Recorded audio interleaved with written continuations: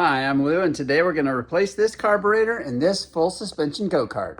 I picked this thing up as a roller on Marketplace for 400 bucks, and I'm not really sure what the brand is, but they all use these GY6 motors. These are also extremely common in scooters.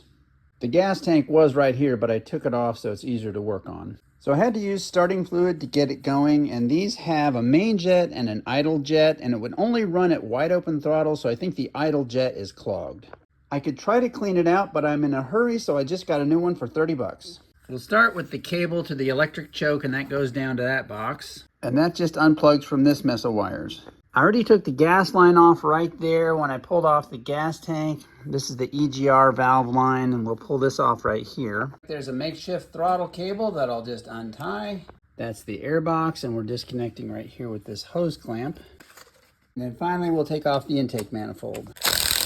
And off comes the old carburetor. The old and new are pretty much identical. We need to move this drain line over to here. And this drain has a screw right there to open it. This one is a screw on the end of this.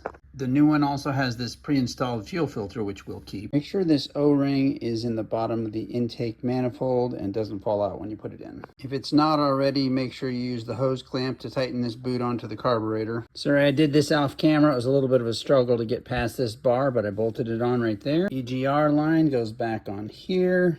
Fuel goes in here.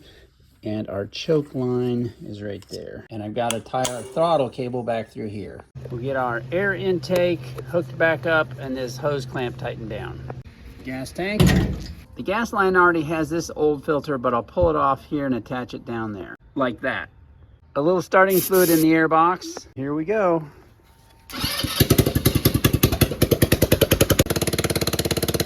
Looks like we're idling good. Let's see how she revs up. And off we go.